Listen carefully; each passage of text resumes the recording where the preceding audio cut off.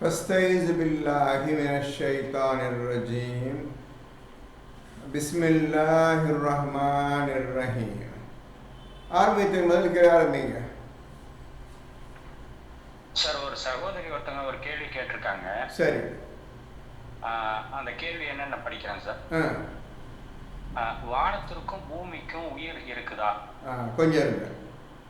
இந்த முதல் கேள்வி, வானத்திற்கும் பூமிக்கும் உயிர் இருக்கிறதா என்று ஒரு பெண்மணி கேட்டிருக்கின்றார்கள். அந்த ஒழுங்கா அந்த 3 லைனை படித்தாலேயே அதிலேயே அவங்க கேட்ட கேள்விக்கு பதில் இருக்கின்றது. அது ஒழுங்காக படிச்சிருந்தாங்கன்னா நிச்சயம் அவங்களுக்கு பதில் கிடைச்சிருக்கும். அல்லாஹ் வானங்களையும் பூமியும் கூப்பிடும் பொழுது அவர்கள் அந்த இருவரும் விருப்பத்துடனே வருகிறோம் என்று பதில் அளித்தார்கள். அதிலிருந்து உயிர் இருக்கிறது, பேசவும் செய்வார்கள் இந்த வானமும் பூமியும். சரியா? எல்லாரும் சரியா? இதிலிருந்து உயிர் இருக்கின்றது, பேசவும் செய்வார்கள் என்று உங்களுக்கு பதில் கிடைத்து விட்டது. அடுத்த கேள்வி, அதோட தொடர்ச்சி தான் சார். அது படிங்க. உயிர் இருக்கிறது என்றால் அதற்கு நம்மை போல் விருப்பு வெறுப்பு இருக்கிறதா? உயிர் இருக்கிறது என்றால் நம்மை போல் விருப்பு வெறுப்பு அதற்கு கிடையாது. ஆனால் அல்லாஹ் வானத்திற்கும் பூமிக்கும் ஏற்கனவே கட்டளையை இட்டுவிட்டான். இந்த மனிதர்கள் நன்மை செய்யும் பொழுது அவர்களுக்கு நீங்கள் எல்லா உதவியும் செய்யுங்கள். இந்த மனிதர்கள் அல்லாஹ்வுக்கு விரோதமாக போகும் பொழுது அவர்களை நீங்கள் தண்டிக்கலாம் என்று ஏற்கனவே அல்லாஹ் வானத்திற்கும் பூமிக்கும் கட்டளையிட்டு விட்டான். அதன் அடிப்படையில் தான் மனிதன் அநியாயம் செய்யும் பொழுது, அநியாயம் அக்கம் நடக்கும் பொழுது, வெள்ளம், பூகம்பம், லேண்ட்ஸ்லைட், எர்த்குவேக், புயல், சுனாமி எல்லாமே வர்றதுக்கு காரணம் இவங்க பண்ணுற அநியாயத்துக்காக தான். அந்த அநியாயம் செய்யும் பொழுது அவர்களை அழிப்பதற்காக வானம் பூமி இரண்டுமே வேகமாக இயங்கி வருகின்றன.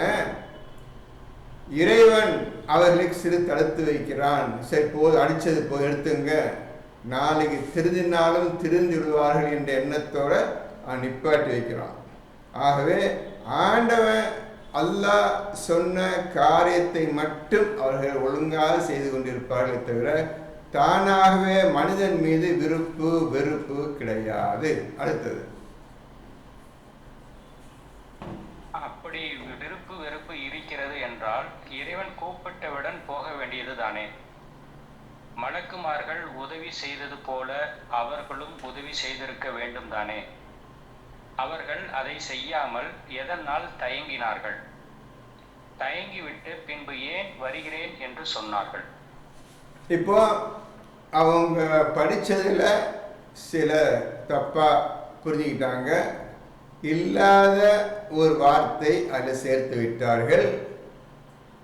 அல்லாஹ் கூப்பிட்ட உடனேயே இரண்டும் நாங்கள் விருப்பத்துடனே வருகிறோம் என்று பதில் சொல்லிவிட்டார்கள்.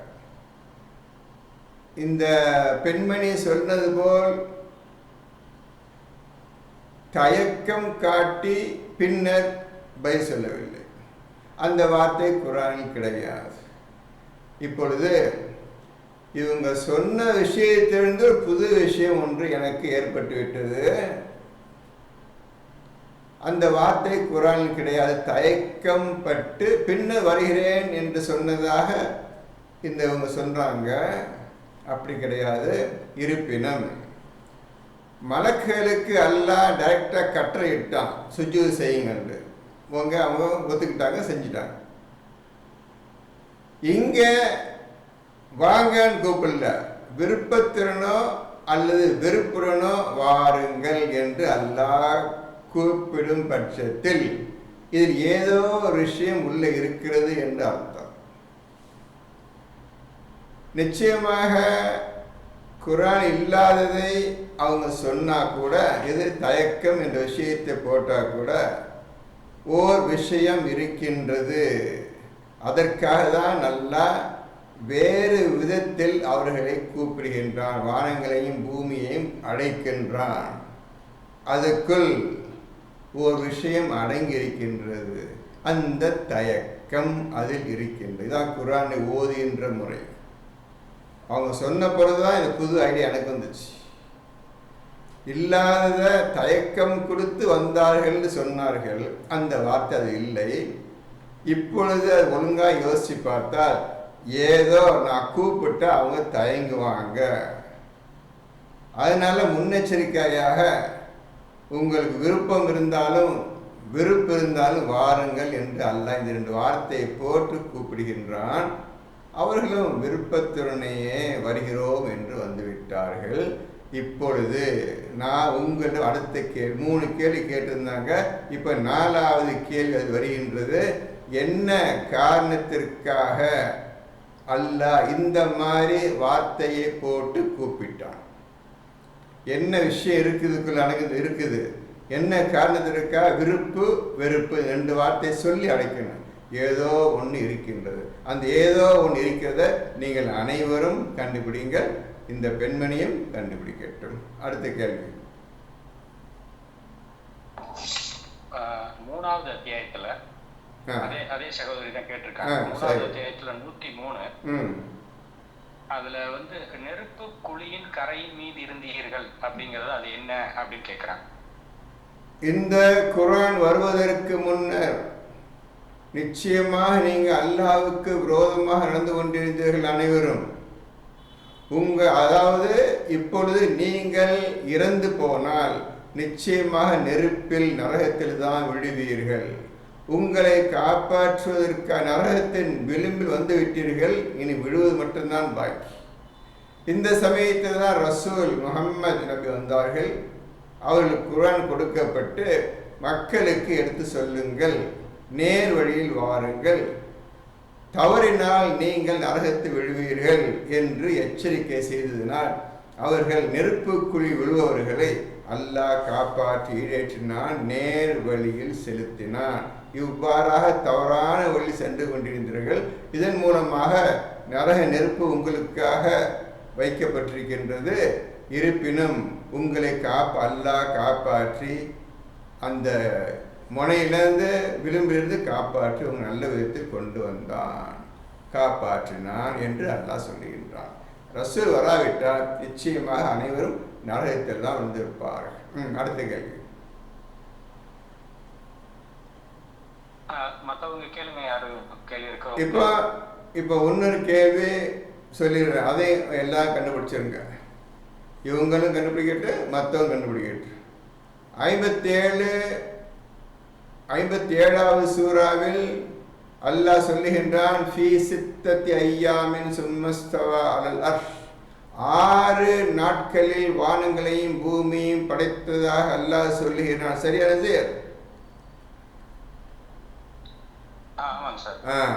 இப்ப இதுல படிங்க 9, 10, 11 படிங்க. 9 படிங்க.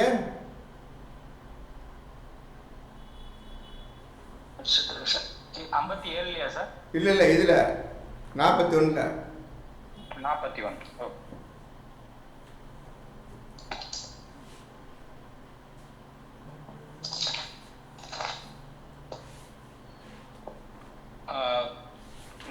ஒண்ணுல 9வது ஆயத்து, பூமியை 2 நாட்களில் படைத்தவனை நிராகரித்து.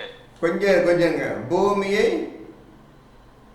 2 நாட்கள் 2 நாட்கள் எண்ணிட்டு வாங்க. அடுத்த ஆயத்தில் என்ன போட்டிருக்குது? அப்புறம் படைத்தவனை நிராகரித்து அவனுக்கு இணைகளையும் நிச்சயமாக நீங்கள் தானே ஏற்படுத்துகிறீர்கள். சரி. அவன் அகிலத்தாருக்கெல்லாம் இறைவன் என்று கூறுவீராக. 10வது வசனம், அவனே அதன் மேல் இருந்து உறுதியான மலைகளை அமைத்தான், அதன் மீது பாக்கியங்களையும் பொழிந்தான். இன்னும் அதில் அவற்றின் உணவுகளை 4 நாட்களில் சீராக நிர்ணயித்தான். இப்பொழுது முதல்ல 2 நாள்ல படைச்சான்னு 2 நம்ம படிச்சிங்க இல்லையா? ஆமாங்க சார். இப்போ 4 நாள் சரியா? ஆமாங்க சார். 4 2 6 நாள் ஆச்சு சரியா? ஆமாங்க சார். அடுத்தது படிங்க. பிறகு அவன் வானம் புகையாக இருந்தபோது படைக்க நாடினான். ஆகவே அவன் அதற்கும் பூமிக்கும், நீங்கள் வெறுப்புடனாயினும் அல்லது வெறுப்பிருப்பினும் வாருங்கள் என்று கூறினார். அவ்விரண்டும் நாங்கள் விருப்புடனே வந்தோம் என்று கூறின. அடுத்தது 12வது ஆயத்து. ஆகவே 2 நாட்களில் அவற்றை 7 வானங்களாக அவன் ஏற்படுத்தினான். இப்பொழுது 2 நாட்களில் வானங்களையும் பூமி ஏற்படுத்தினான் சரியா? ஆமாங்க சார். மொத்தம் எத்தனை நாள் ஆகுது டோட்டலா? 2 4 2 மொத்தம் எத்தனை நாள் ஆகுது? 8. 57 இல்ல என்ன சொல்றான்? 6 நாட்கள் படிச்சேன்னு சொல்றான் சரியா? ஆமாங்க சார். இதுல 8 நாள் வருது சரியா? ஆமாங்க சார். இப்போ 8 நாளுக்குள்ள அர்த்தம் வேண்டும். எல்லோரும் சிந்திச்சு பதில் சொல்லுங்க சரியானது? இதுல 8 நாள் வருது. 57ல படிச்சு பார்த்துக்கிறங்க. 1 2 3 4 5 6ல வருது. ஃபீ சித்தத்தி ஐயாமின் சும்மஸ்தவா அலல் அர்ஷ். 6 நாட்களில் வானங்களையும் பூமியையும் படைத்து அவன் அர்ஷின் மீது அமைந்தான். இப்படியா 6 நாட்கள்னு அதில் கிளியராக போட்டிருக்குது. இதில் 2 நாள் 2 பிரித்து 8 நாள்னு காட்டுகின்றான். இப்பொழுது உங்கள் அறிவேகமாக வேலை செய்யணும். இப்பொழுது படிச்சிங்க, யாருமே அதை கவனிக்கலை. அதை கவனிக்காமல் ஓதிட்டு இருக்கீங்க. பரவாயில்ல எழுதும்போது இப்போ 8 நாளுக்கு பதில் சொல்லணும். அவங்க ஏன் தயக்கம் நிச்சயம் இருக்கும் என்று அல்லாஹுக்கு நன்றாக தெரியும். அதுக்காக வெறுப்புடனோ வாருங்கள் என்று அல்லாஹ் அழைத்தான். ஆகவே அந்த என்ன காரணத்திற்காக அந்த தயக்கம் வந்திருக்கும் வானங்களுக்கும் பூமிக்கும் என்று நீங்கள் 2 கேள்வி, புது கேள்வி வந்துவிட்டது. ஆகவே அந்த பெண்மணியும் மற்ற எல்லோரும் இதற்கு ஒழுங்கான பதிலை நீங்கள் தர வேண்டும். என்ன காரணம்? இப்போ அடுத்த ஆள் என்ன?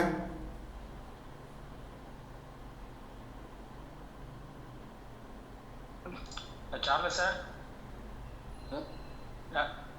அப்துல் கரீம் சார் சொல்லுங்க.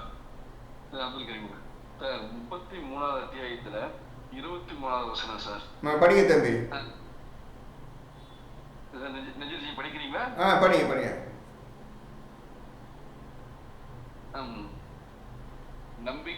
நம்பிக்கையாளர்களில் சில மனிதர்கள் இருக்கிறார். நம்பிக்கை கொஞ்சம் ஒவ்வொருவரையா நம்பிக்கையாளர்களில் சிலர் மனிதர்கள் இருக்கின்றார்கள் சரியா? அடுத்தது எதன் மீது அவர்கள் அல்லாஹ்விடம் வாக்குறுதி செய்தார்களோ அதை அவர்கள் உண்மையாக்கினார்கள். நாங்கள் இந்த குர்ஆன் எடுத்துக்கொள்வோம், நபியை பின்பற்றுகிறோம், அல்லாஹ் சொல் நடப்போம், இதை தவிர வேறு எதை செய்ய மாட்டோம், அல்லாஹ் குரோம் நடக்க மாட்டோம் என்று உறுதிமொழி வாக்குறுதி அல்லாஹ்விடம் தந்து அதன்படி ஒழுங்காக நடந்தார்கள். அடுத்தது அதை அவர்கள் உண்மையாக்கினார்கள். சொன்ன வாக்குறுதியை செஞ்சு காட்டினாங்க. அவங்க எல்லா கஷ்டத்திலும் நஷ்டத்திலும் சோதனைகளையும் செய்து காட்டினார்கள் அல்லாஹ்வுக்காக. அவர்களில் சிலர் இலட்சியத்தை அடைந்தார்கள்.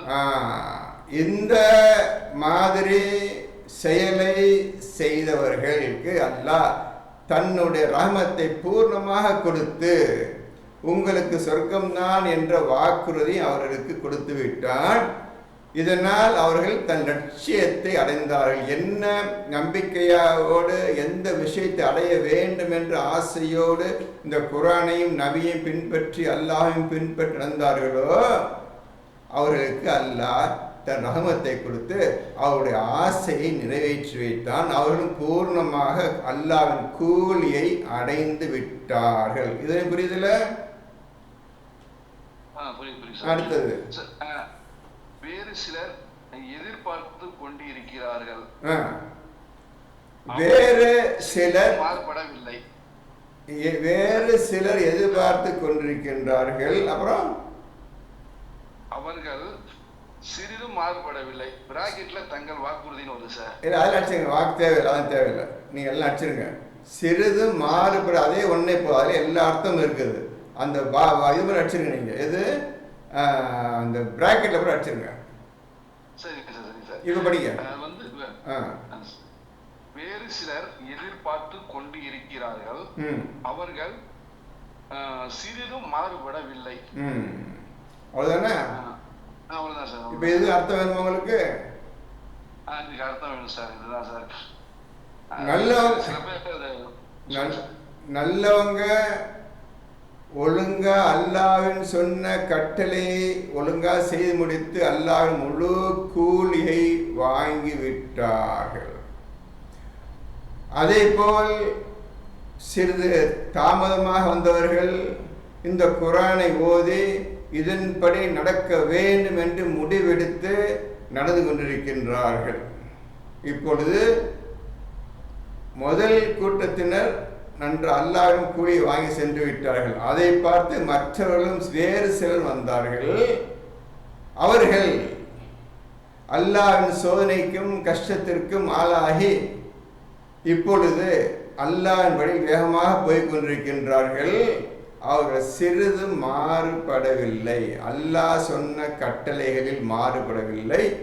அல்லாஹ் உங்களை சோதிப்பான், கஷ்டம் வரும், அது பொறுமையாக இருங்கள் என்று சொல்லி அல்லாஹ்வுடைய வாக்கை அப்படியே நம்பி பொறுமையுடனும் கஷ்டத்துடனும் எந்த மாறும் செய்து விடாமல், அல்லாஹ் கொடுத்த வாக்குறுதியில் எந்த மாறுதலும் செய்து விடாமல் முன்னர் எப்படி மக்கள் வாழ்ந்தார்களோ, அல்லாஹ்விலிருந்து எச்சத்தை அடைந்தார்களோ, அதே போல் இவர்கள் எந்த குறையும் இல்லாமல் அல்லாஹ்க்கு விரோதம் எது செய்யாலும் கஷ்டத்தில் நஷ்டத்தில் அல்லாஹ்வையே நம்பியிருந்தார்கள்.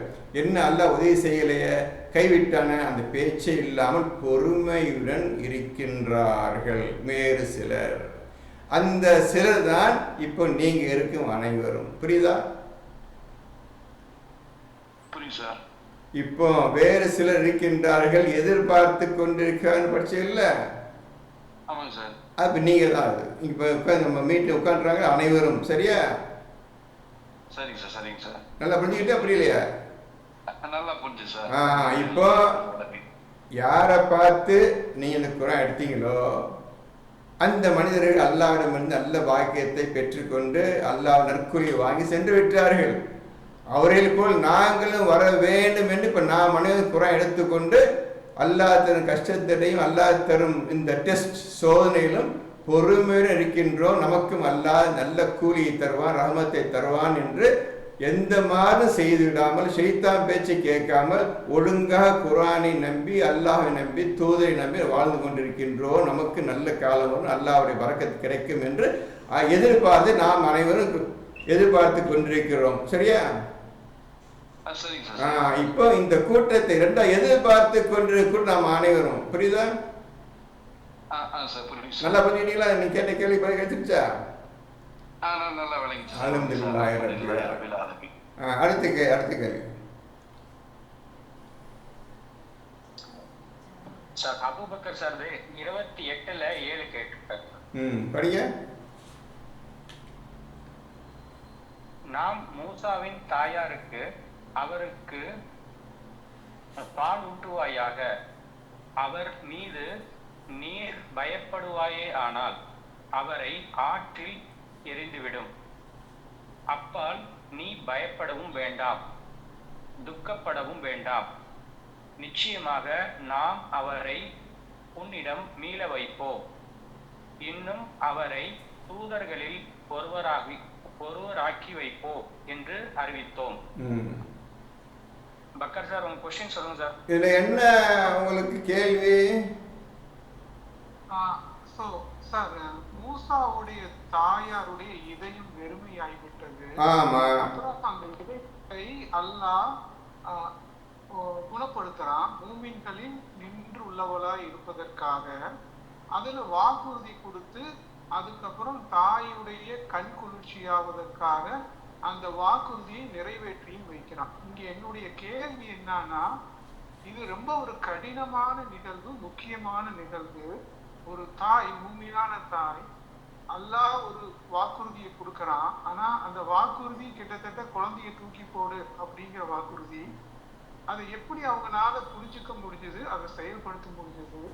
இது மாதிரி மனிதர்கள் பெரும்பாலும் கஷ்டத்துல இருக்கும் போது எப்படி இதை எடுத்துக்க முடியும்? அதே மாதிரி எப்படி இதை மேன்மையாக எல்லாரும் செயல்படுத்த முடியும்? அதாவது கஷ்டம் வரும்போது அல்லாஹ்வோட உதவியை தேடுறதும் அவனுடைய உதவியின் பிரகாரம் செயல்படுத்துவது ரொம்ப முக்கியமா இருக்கு. அப்ப எப்படி இத பண்றது அப்படிங்கிற ஒரு புரிதல் கொடுங்க சார். அவங்க என்ன செய்யணும் தெரியல, குழந்தை பிறந்துடுச்சு, ஒவ்வொரு வீடா ஆர்மி சோல்ஜர்ஸ் வீட்டில் புகுந்து ஆண் குழந்தைகளாம் கொண்டுட்டு இருக்கிறாங்க. இன்னும் சிறிது நேரத்தில் அந்த மிலிட்ரி ஃபோர்ஸ் எல்லாம் இந்த வீட்டுக்கு மூசா வீட்டுக்கு நுழைஞ்சிடும், இந்த குழந்தை வீட்டுக்கு நுழைஞ்சிடும். என்ன செய்யணும் தெரியல, மனசு பதப்பதைக்குது. ஆண்டவனும் அவரை நாளைக்கு தூதரை கொண்டு வந்து அவருக்கு ஒரு புத்தகத்தையும் கொடுத்து வேதத்தையும் கொடுத்து நபியாக ஆக்க வேண்டும் முடிவு செய்து விட்டால் ஏற்கனவே ஏற்பாடு ஆகிவிட்டது. அதனால் ஆண்டவனே அவருக்கு வஹி மூலமாக அறிவிக்கின்றான். இந்த பெண்ணுக்கு அறிவிக்கின்றான், வஹி மூலமாக அல்லாஹ் பேசுகின்றான். ஏனென்றால் மூசாவை அல்லாஹ் தேர்ந்தெடுத்து விட்டான், அந்த ஊருக்கு நபியாகவும் தூதராகவும் தேர்ந்தெடுத்து விட்டான். அவருக்கு ஒரு கித்தாபும் கொடுக்கப்படும் என்று ஏற்கனவே விதியாகிவிட்டது. இப்பொழுது அல்லாஹ் அவருக்கு சொல்லுகின்றான், பயப்படாத, நீ குழந்தைக்கு பால் ஊட்டி வா. பயப்படாத, குழந்தைக்கு பால் ஊட்டி வா. என்ன இருந்தாலும் பெண், பயம் பாதி பயம் 100 பயம் அதிகமாக இருக்கும். அப்படி பயந்தால் ஒரு பெட்டியில் வைத்து அந்த ஆற்றுல போட்டு, உன் வீட்டு பக்கம் தண்ணி போடுறதுல அதை போட்டு அப்படின்னு சொல்லிட்டான். எந்த தாய் இந்த வேலை செய்வாய்? எந்த தாய் இந்த வேலையை செய்ய முடியும்? அல்லாஹ்வுடைய பாதுகாப்பும் அல்லாஹ்வுடைய வாக்கு வந்த பின்னர் ஏற்று பேச முடியாது. அல்லாஹ் சொன்ன ஒன்று பால் விட்டு அல்லது தூக்கி ஆற்றுல எரிஞ்சிடுன்னு சொல்லிட்டான். 2 ஆப்ஷன் தான். இதில் பெஸ்ட் ஆப்ஷன் இது, தள்ள போட்டுருவோம். இவங்க சோல்ஜர்ஸ் எல்லாம் உள்ளே வந்து செக் பண்ணிட்டு போயிடுவாங்க. அப்படியே எண்ணத்தோட தூக்கி போட்டாங்க. போட்டு அடுத்த செகண்ட் மனசு வெறுமையாக போயிடுச்சு. புள்ள போயிடுச்சேன்னு கவலை. இப்போ அல்லாஹ் சொல்கிறான், இப்போ தான் அல்லாஹ் சொல்கிறான், நீ கவலைப்படாத, நான் ஒன்றை சேர்த்துருவேன். எவ்வளோ நேரம் பண்ணிச்சு, அவர் சீக்கிரத்திலே பிள்ளை வந்துடும், நீ கவலைப்படாத என்று அல்லாஹ் அவர் தேர்த்தினான். அல்லாஹ் இந்த ஆறுதலையும் தைரியத்தையும் கொடுக்காமல் இருந்தால் அல்லாஹ் சொல்றான், நிச்சயமாக அந்த தாய் இந்த விஷயத்தை வெளிப்படுத்தியிருப்பாள். என் பிள்ளையை தள்ள போட்டேன் காப்பாற்ற கத்திருப்பாள். ஒரே வெட்டி போட்டுருவாங்க. நான் மட்டும் இந்த மூசாவுடைய தாயை உறுதியாக ஆக்காதவரை இருந்தால் நிச்சயமாக ஊருக்கா சொல்லி அந்த பெண்ணு சொல்லியிருப்பாங்க, கதையே வேறமாயா இருக்கும். அதனால வாயை மூட்டு சும்மா கடை, எந்த வாயை சீக்கிரம் குழந்தை இன்னும் கையில் கொண்டாந்து தர்றேன் அப்படின்னு வாக்கு கொடுத்ததுனால அதையும் வாக்குறுதியும் நம்பிக்கிட்டு வெளியே காட்டிக்கிறாம இருந்தாங்க. போன மாதிரியே சீக்கிரம் பிள்ளை வந்துருச்சு. இப்போ நாம் என்ன செய்ய வேண்டும்? இந்த மாதிரி நடக்கிறதுக்கு தயாராவதற்கு நாம் இப்பொழுது தூய்மை உடையவராகவும் இந்த நம்பிக்கை கொண்டவராகவும் ஆகாமல் இந்த காரியத்தை யாராலும் செய்ய முடியாது. நம் தூய்மை மட்டும்தான் இந்த விஷயத்தில் உதவி செய்யணும். அந்த தூய்மையானவனுடன் நீங்கள் பேச்சுவார்த்தை வைத்துக் கொள்ள வேண்டும். அவனிடமிருந்துதான் உங்களுக்கு ஆதரவும் உங்களுக்கு எல்லா உதவியும் வருமே தவிர தூய்மை இல்லாவிட்டால் அவன் உங்களுக்கு பேசவே மாட்டான். ஏன்னா தூய்மையானவன் தூய்மையான அவன் பேசுவான். அதனால நம்ம தூய்மையாவது தான் முக்கியம். இந்த மாதிரி கஷ்ட காலத்தில் ஹார்ட் டைம், இந்த டைமில் தான் நீங்கள் தூய்மை உள்ள மட்டும்தான் அல்லாஹ் பேச்சு கேட்டுக்கிட்டு பொறுமையாக இருக்க முடியும் தவிர எந்த காரியத்தையும் அவனால் செய்ய முடியும். மாடி இப்படி செஞ்ச போயிடுச்சே, உயிர் போயிருமே, அது போயிருமே, அந்த கவலையே வராது. பயம் வேணாம், கவலை வராது. அல்லாஹ் பேச்சை நடப்பவர்களுக்கு பயமும் இல்லை, கவலையும் படமாட்டார்கள். இந்த ஒரு உறுதிப்பாடு அல்லாஹ் அந்த தாய்க்கு கொடுக்காமல் இருந்தால் நிச்சயமா தாய் ஓடி போயிருப்பாங்க. எங்கே ஓடி போயிருப்பாங்க? அரண்மனைக்கு ஓடி போய் ஏன் பிள்ளைன்னு ஒப்படைச்சிருக்கு, கதை முடிஞ்சிச்சு. இந்த மாதிரி நாமும் இந்த வழியில் செய்வதற்கு தயாராக இருக்க வேண்டும். அதில் சோதனை வரும். இந்த சோதனை காலத்தில் நீங்கள் மூசாவின் தாயாரை போல் உங்களால் இருக்க முடியுமா? இந்த சோதனையை நீங்கள் ஜெயிப்பதற்கு மூசாவின் தாயாரை போல் இருக்க முடியும் உங்களால்? மகத்தான கஷ்டமும் சோதனையும் வந்து அதில் உங்களுடைய இருதயம் ஈமான் பலப்படுத்தப்பட்டு அதுக்கப்புறம்தான் நீங்கள் நம்ப முடியும். அந்த ஈமானை அவன்தான் உங்களுக்கு ஏற்படுத்துவான். அந்த ஈமான் அடைந்தவர்கள் மட்டும்தான் இந்த காரியத்தை இதே போல் காரியத்தை செய்ய முடியுமே தவிர வேறு யாராலும் செய்ய முடியாது. இதுக்கு நீங்கள் தயாராக வேண்டும். நம்ம இப்போ தான் எடுத்திருக்கிறோம், நம்ம குரானை இப்போ எடுத்திருக்கிறோம். இந்த குரானை ஓதி புரியறதுக்கு 20 வருஷங்களாவது ஆகும். இந்த மாதிரி ஈமானை கொண்டு வந்து நிலைச்சு நிற்கிறதுக்கு 20 வருஷங்கள் ஆகும். உங்களால் முடியும் என்றால் தாராளம் செய்யலாம், எந்த கஷ்டம் இல்லை, செஞ்சே தீரணும். நீங்கள் இந்த விஷயத்தெல்லாம் இது இப்போ சொன்னவரையும் புரியுதா புரியலையா?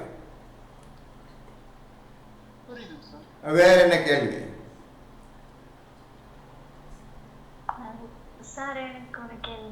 அவங்க கேள்வி முடிச்சாமா?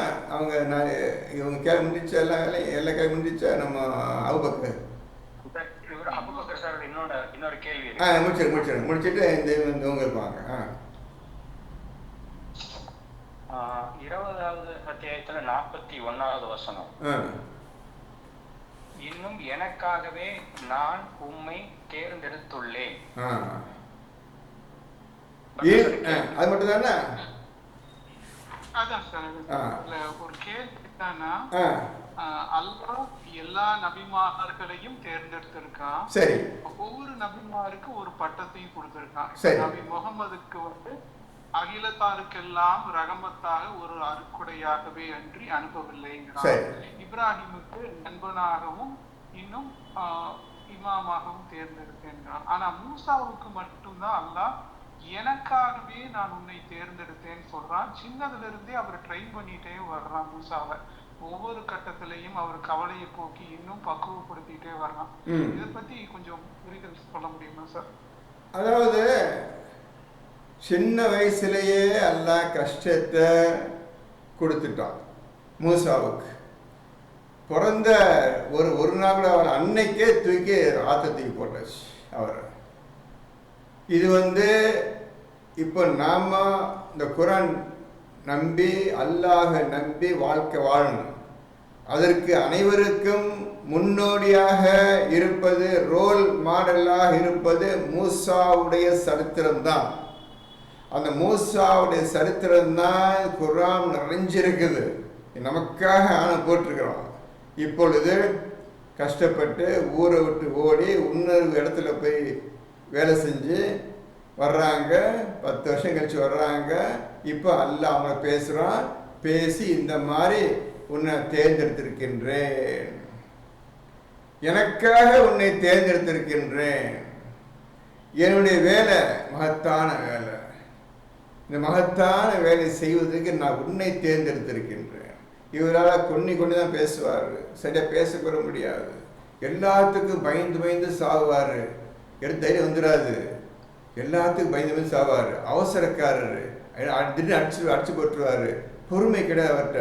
அப்பேற்பட்ட மனிதரை ஆண்டவன் இந்த உலகத்தில் தேர்ந்தெடுத்து இந்த மகத்தான விரோதி உலகமாக எவ்வளோ 5 பயந்து நடக்கக்கூடிய ஃபிரௌன் கிட்ட அனுப்பி வைக்கிறான் இந்த மனிதரை.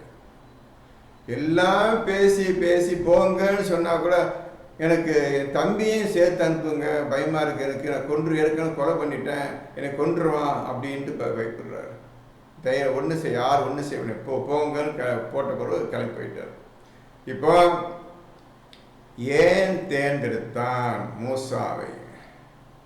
இந்த மூசா எப்படிப்பட்டவன் தெரிஞ்சுக்கிட்டீங்க, அவருடைய குணம் எப்படிப்பட்டவன் தெரிஞ்சுக்கிட்டீங்க, எப்பேற்பட்ட கேரக்டர் உள்ளவன் தெரிஞ்சுக்கிட்டீங்க. இதே மாதிரி தான் நாம் அனைவரும் இருக்கின்றோம். இதே மாதிரி தான் நாம் அனைவரும் இருக்கின்றோம். இன்னும் நிறைய விஷயத்தில் அவரிடம் ஆண்டவன் எதிர்பார்த்தான். அவரே திருந்திய விஷயத்துக்கு வரணும்னு எதிர்பார்த்தான். நிறைய விஷயங்கள் உள்ளே போயிடுச்சு. அது பெரிய விஷயம் கேட்டால் 30 இரவுகளை கொடுத்த கடைசியாக இதில் அவர் திருந்திடணும். 30 இரவு ஆயிடுச்சு, திருந்தலை. நான் எந்த விஷயத்தை உள்ள வச்சு பேசுகிறேன்னு நீங்கள் தான் கண்டுபிடிக்கணும். எந்த விஷயத்துக்காக அதில் 30 இரவு கொடுத்தான், என்ன அவர் கற்றுக்கொள்ள வேண்டும் என்ற எண்ணத்தை கொடுத்தான். 30 இரவு ஆயிடுச்சு, அது திருந்தலை. சரி, மேற்கொண்டு கிரேஸ் பீரியட் another 10 nights கொடுத்தான். இன்னொரு 10 போட்டு அதுலையாவது திருந்துவார்னு பார்த்தா அந்த 40 முடிஞ்சது, அவர் எதுவுமே செய்யவில்லை. இது முக்கியமான விஷயம் உள்ளே இருக்குது. நீங்கள் கண்டுபிடிச்சு சொல்லணும். இதை நீங்கள் கண்டுபிடிச்சி மூசா பற்றி முழு விஷயங்களையும் குரான்லேருந்து ஓதி புரிஞ்சுக்கிட்டாதான் நீங்கள் இஸ்ராயேல் நுழைய முடியும். அல்லாஹ் சொன்ன அனைத்து காரியங்களும் செய்ய முடியும். ஆகவே இந்த மனிதரை எப்படி தேர்ந்தெடுத்தானோ அதே மாதிரி நம் அனைவரையும் அல்லாஹ் தேர்ந்தெடுப்பான். நீங்கள் ஒவ்வொருவரும் நல்ல காரியங்களை, நல்ல அமல்களை செய்வதற்காக நீங்கள் தனியாகவும் செய்யணும், உங்கள் குடும்பத்துடன் சேர்ந்து செய்யணும், இந்த ஊரோடு சேர்ந்து செய்யணும், இந்த உலகத்தோடு சேர்ந்து செய்ய வேண்டும். மூசாவை போல் மூசா மாதிரி உங்களுடைய வாழ்க்கையை வைத்துக் கொள்ளுங்கள். மூசா தான் உங்களுக்கு குரு, உங்களுக்கு மென்டர், அவர் தான் உங்களுக்கு ரோல் மாடல், அவர் தான் உங்களுக்கு தலைவர். இந்த விஷயத்தை இஸ்லாத்தை எப்படி நுழையணும், எப்படி கஷ்ட காலத்திலையும் நஷ்ட காலத்தையும் எப்படி அல்லாட்டே கேட்கணும், அல்லாவே நோக்கி இருக்கணும் என்ற விஷயங்கள்லாம் நீங்கள் பார்த்துட்டே வாங்க. அந்த இஸ்ரேல்காரங்க ஒரே கேள்வி மேலே கேள்வி கேட்டே இருந்தாங்க. இந்த விஷயத்தில் அவர் மூசா திருந்துவாருன்னு பார்த்தா அல்ல, அதுலேயும் அவர் திருந்தவில்லை. நான் சொல்லிட்டேன் எந்த விஷயம் அவர் கோட்டை விட்டார், அந்த 30, 20, 40 எந்த விஷயத்தை கோட்டை விட்டார் அவர். இந்த மாதிரி நீங்கள் குரான் ஓதிக்கிட்டே வரணும். இப்படி ஓதினாதான் சரிப்பா. நம்ம மாதிரி ஒரு ஆளை நபியை ஏற்படுத்தி அவருக்கு ஒரு புத்தகத்தையும் கொடுத்து வேதத்தையும் கொடுத்து இவரை நமக்கு ஒரு வழிகாட்டியாக வச்சுட்டான். நான் சொல்ல குரான்லே இருக்குது. 11, 17 எடுங்க, உங்களுக்காக படிச்சு காட்டுறேன். 11, 17.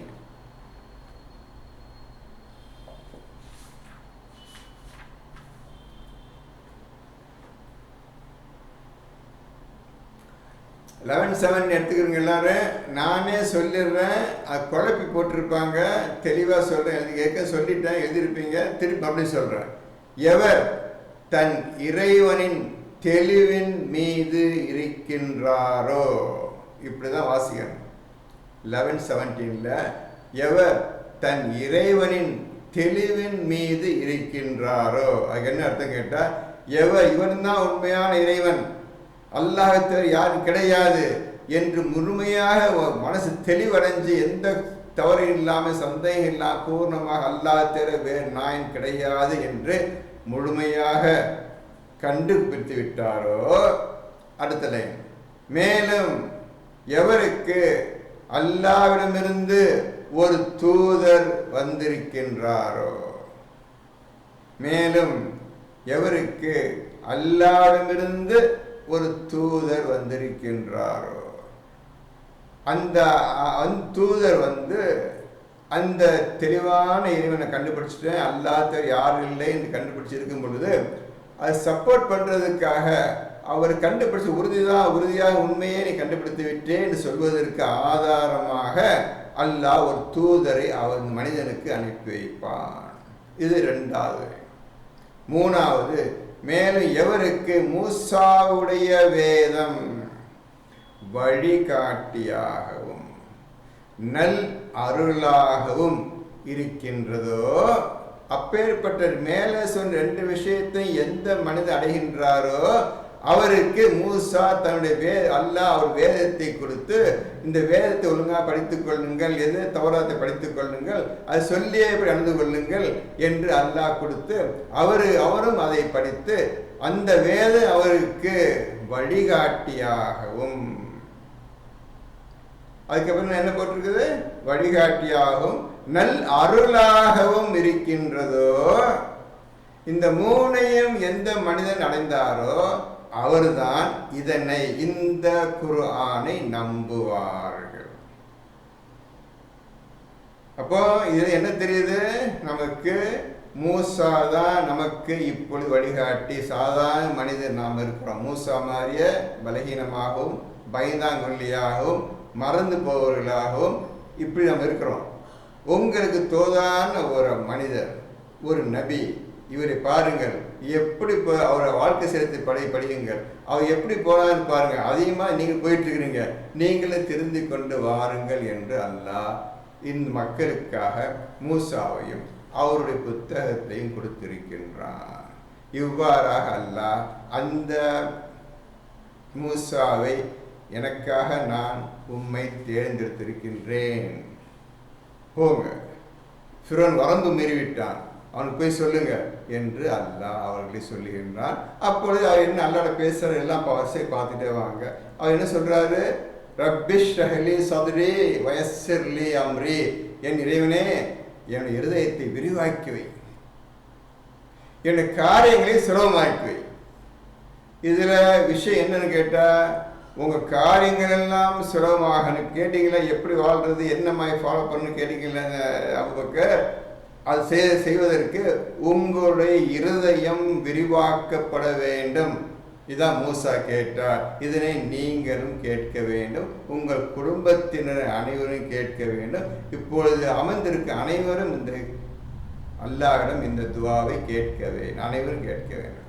ரப்பிஷ் ரஹ்லி சதுரி வயஸ்ஸிர்லி அம்ரி, என் இறைவனே என் இருதயத்தை விரிவாக்கி வை, என் காரியங்களை சுலபமாக்கி வை. வயஸ்ஸிர்லி அம்ரி, காரியம் சுலபமாக்கி வை. நீங்கள் எப்படியா 24 கேட்டே இருக்கன்னு செயல்படுத்தியே இருக்க.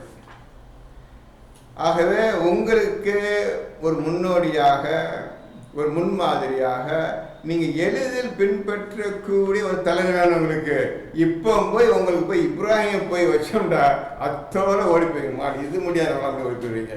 நீங்கள் முடின்னு ஆசை வைக்கணும், இது செய்யலாம்னு மனசு சொல்லணும். அதுக்கு தோத இந்த மூசாவை தேர்ந்தெடுத்தான் நம் மனிதர்களுக்கு சீக்கிரம் ஃபாலோ பண்ணுறதுக்கு. அவர் என்னென்னலாம் தப்பு செஞ்சார், எப்படிலாம் பேசினார், இதெல்லாம் பார்த்துருந்தீங்கன்னா இதே மாதிரி நாம் செஞ்சிட்ருக்கிறோம், தப்புன்ட்டுருக்குறோம். இந்த மூசாலாம் மன்னிச்சான், அல்லாஹ்க்கு நேரு காட்டே போகிறான், அது நம்மளுக்கு உதவி செய்வான் சரி, ஒரு நம்மளுக்கு ஒரு நம்பிக்கை ஏற்படும். அதற்காக தான் எனக்காக நான் உண்மை தேர்ந்தெடுத்தேன்.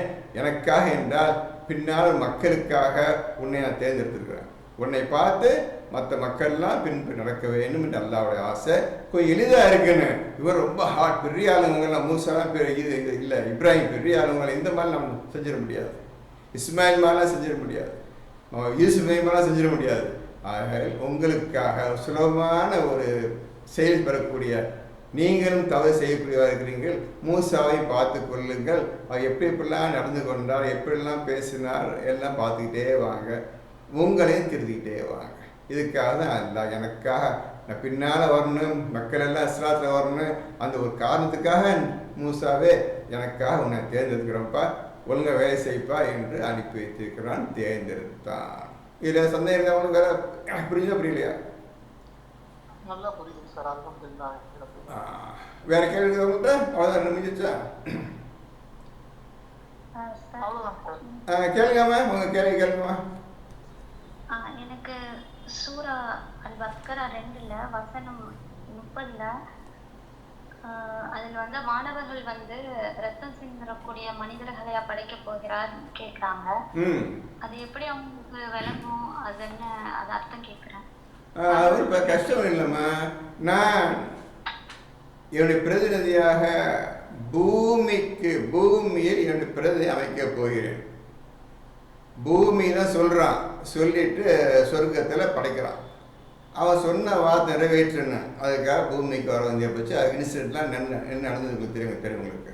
இப்போ இந்த மாதிரி சொன்ன பிறகு மலக்கள் என்ன சொல்றாங்க, ரத்தம் சிந்தக்கூடியவர்களையா நீ அமைக்க போகிறாய், நாங்களோ உன்னை எப்பொழுதுமே தஸ்பீஹ் பண்ணிக்கிட்டு புகழ்ந்துக்கிட்டு சிக்கி பண்ணிட்டு இருக்கிறோன்னு சொல்றாங்க மலக்கு இல்லையா. அல்ல மலக்கள்கிட்ட நான் இந்த மாதிரி ஒரு புதிய படைப்பு படைக்க போறேன், அவன் எப்படி இருப்பான் தெரியுமா, இந்த மாதிரி செயலை கொண்டவனாக இருப்பான் அவன் என்ற விஷயத்தையும், இதே மாதிரி கொலை வெட்டம் சிந்தும் இந்த மாதிரி ஒரு படைக்க போறான், இந்த மாதிரி செய்வான் என்ற விஷயத்தையும் அந்த மலக்களுக்கு அல்லாஹ் அறிவித்து இருக்கின்றான். அதனால அவங்க சொல்றாங்க, நீ அறிவித்ததை தவிர எதுவுமே தெரியாது என்று சொல்றதுக்கு காரணம், இப்படி மனுஷன் எப்படி இருப்பான்னு அந்த விஷயத்தையும் சொல்லிட்டான். அவங்களுக்கு சொன்னதுனால அவங்க திருப்பி அது சொல்றாங்க, உங்களுக்கு ஒன்றும் தெரியாது. ஆகவே அல்லாஹ் சொல்லி கொடுத்ததை சொல்லி காட்டுறாங்க. இந்த மாதிரி ஆளை போய் என் இந்த மாதிரி இருப்பான்னு சொல்ற, அவரை போய் நீ உனக்கு பிரதிநிதியாக அனுப்புகிறேன்னு அவங்க மலக்கள் கேட்குறாங்க. அல்லாஹ் சொல்லி தான் அவங்களுக்கு தெரியும், அவங்க தெரிஞ்சதை திருப்பி அல்லாஹ் சொல்லி காட்டுறாங்க. வேற எந்த புது விஷயம் எதுவும் கிடையாது. புரிஞ்சுட்டீங்களா?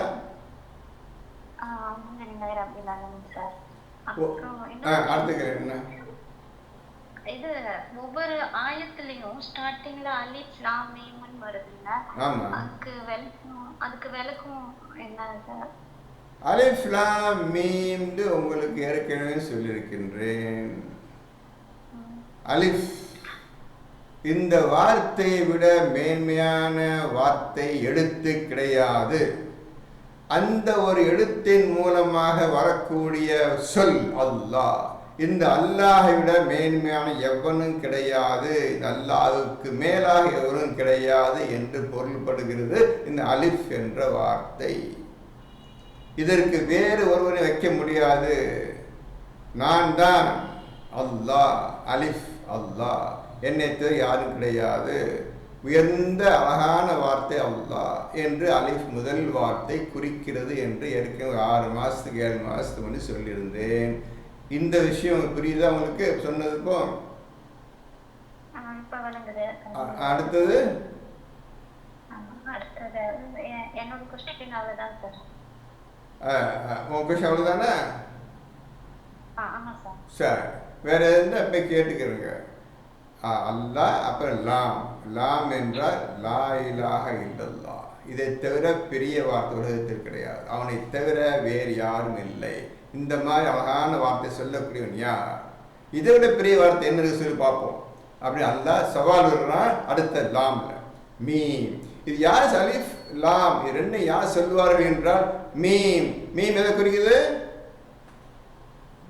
சொல்ல தெரியுமா உங்களுக்கு? தெரிஞ்ச சொல்லுங்க, வேற யாராவது சொல்லுங்க.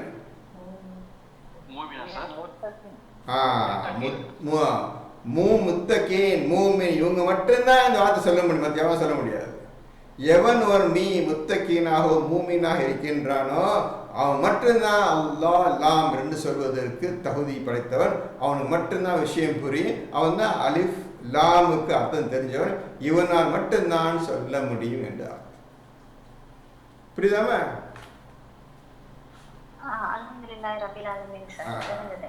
அடுத்த கேள்வி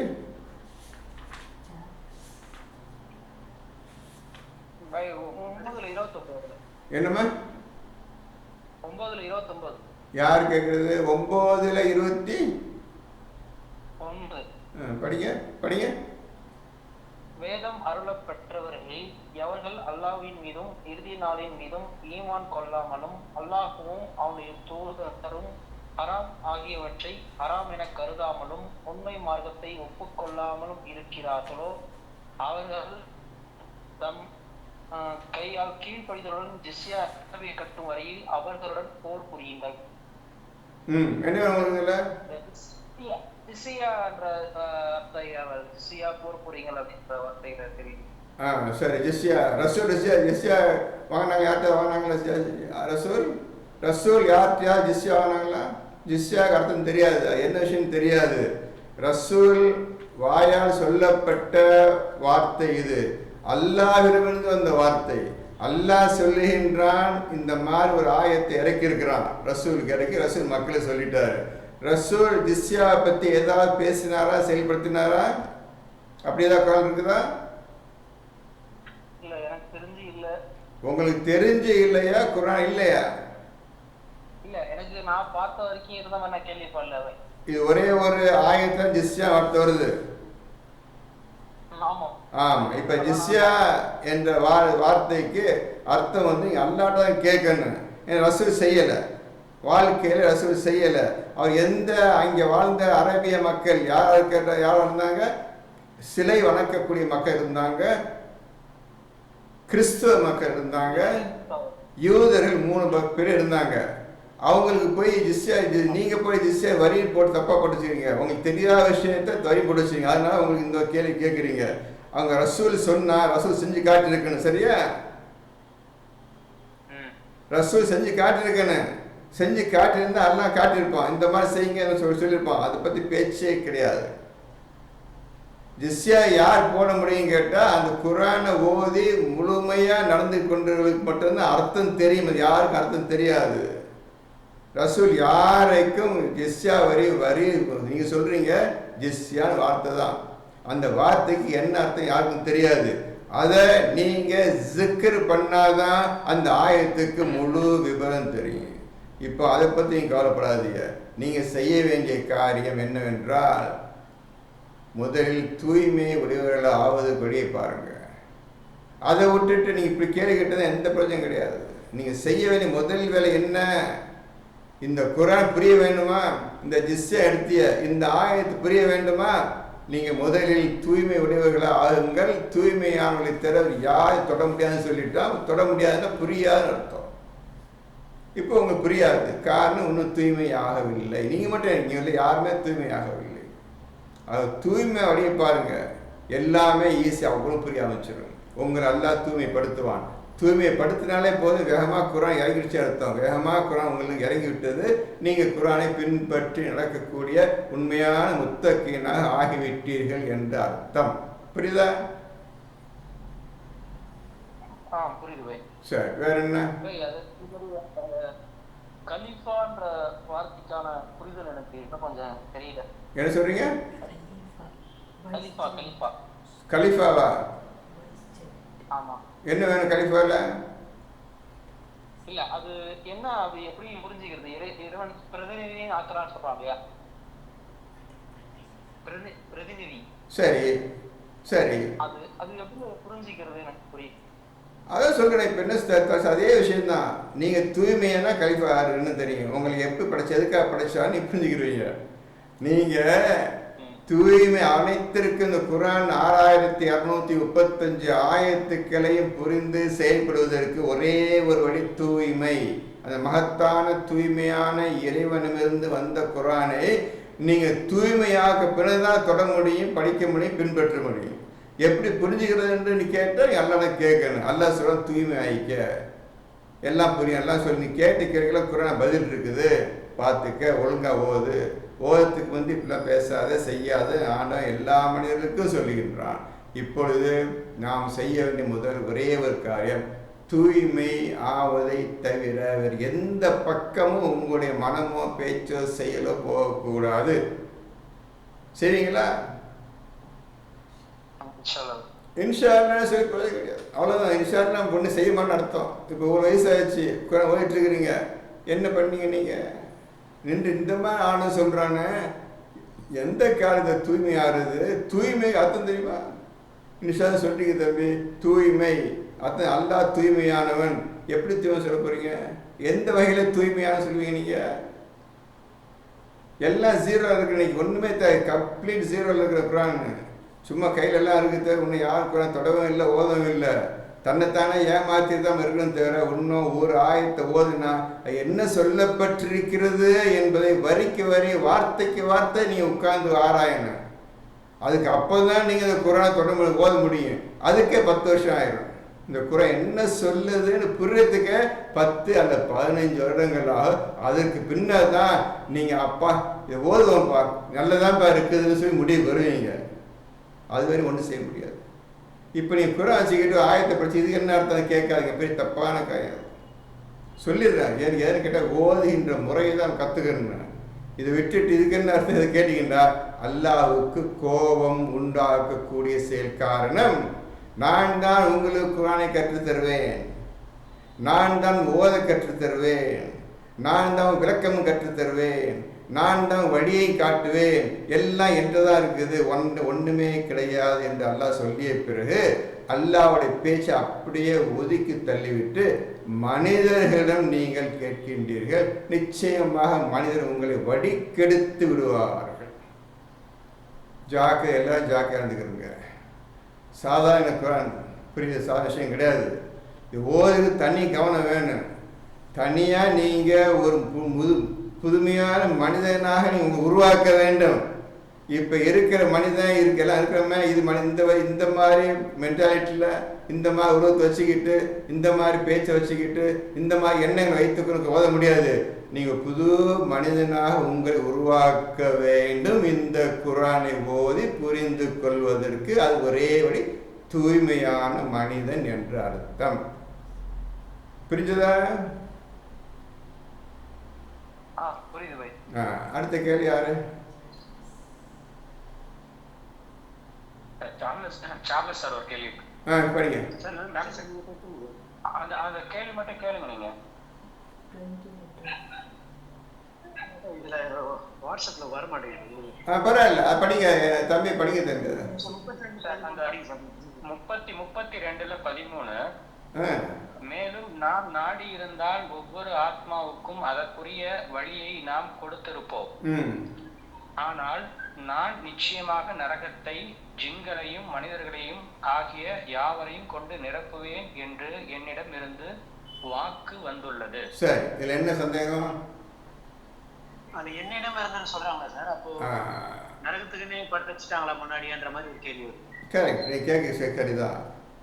ஏன்னு கேட்டா, முதல் சூரா முதல் சாப்டர்லேருந்து 32-12 வரையும் ஆன சொல்லி பார்த்தான், யாருமே கேட்கல.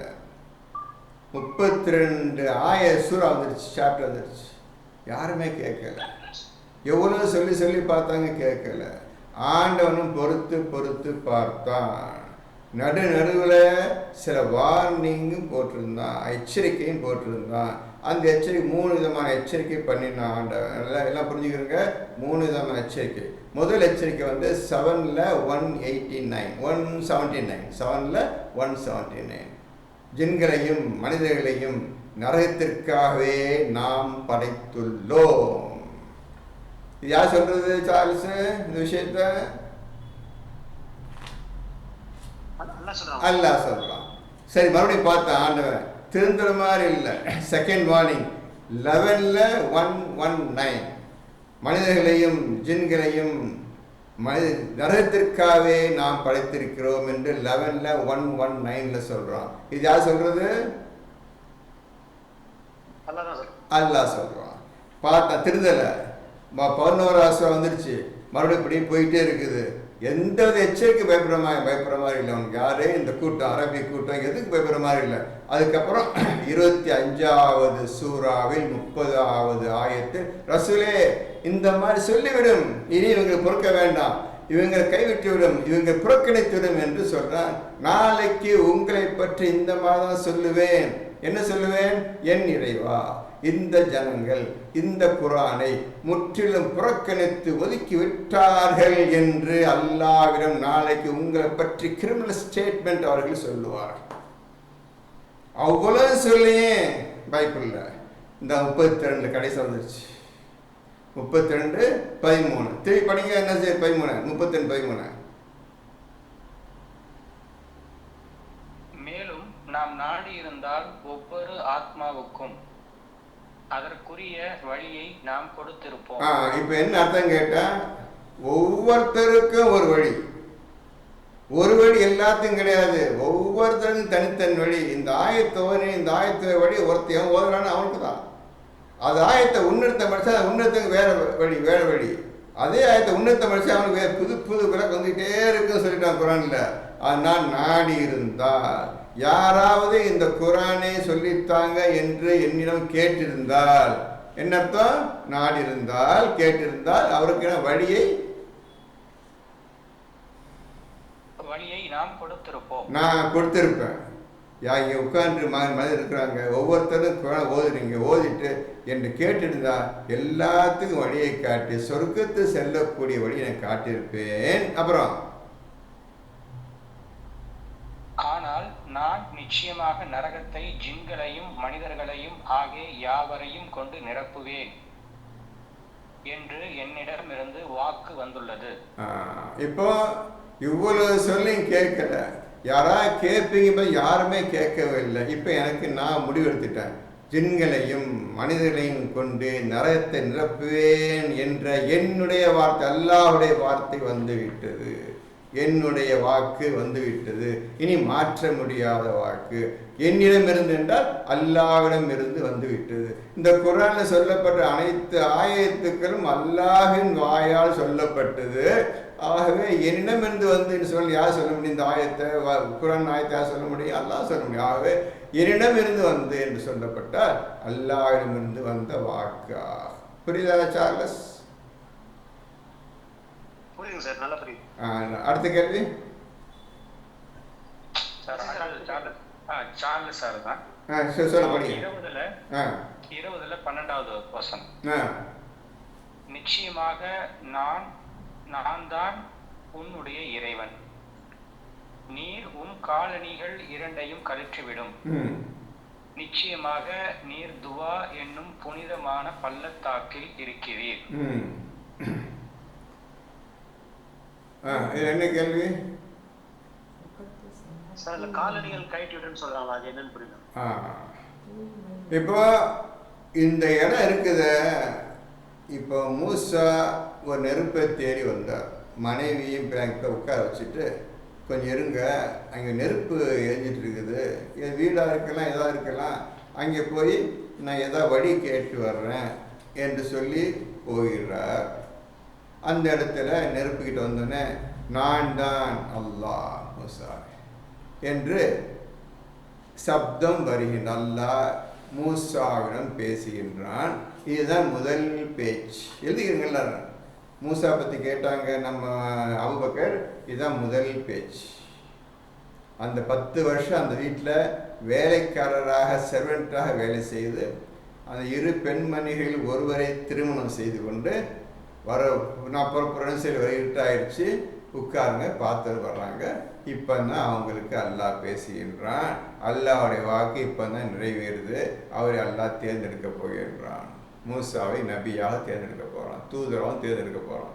இப்போ அல்லாஹ் சொல்லுகின்றான், இது எந்த இடத்துல நடக்கிறது என்றால் துவா என்ற பள்ளத்தாக்கு, தூய்மையான போட்டுக்கிறாங்க. அது என்ன போட்டிருக்காரு பார்த்து? முகத்தஸ் எழுதிக்கிறங்க, முகத்தஸ் என்று போட்டிருக்குது. யாருக்கு அர்த்தம் தெரியாது. முகத்தஸ் எப்படி ஸ்ராத்தல் முஸ்தகீம்க்கு அர்த்தம் தெரியாதோ அதே மாதிரி முகத்தஸ் என்ற சுத்தமான இடத்தில் இருக்கின்றீர். ஆகவே உங்களுடைய காலணிகளை கலற்றிவிடும்.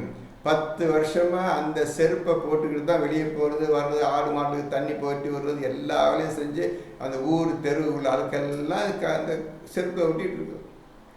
ஆகவே கழட்டி நீ தூய்மையானவனை எப்படி படைச்சேனோ அந்த மாதிரி வாருங்கள் என்று அல்லாஹ் மூசாவுக்கு கட்டளையிடுகின்றான். அந்த காலணியை கழற்றி விடுங்க, செருப்பை கழற்றி விடுங்கள்.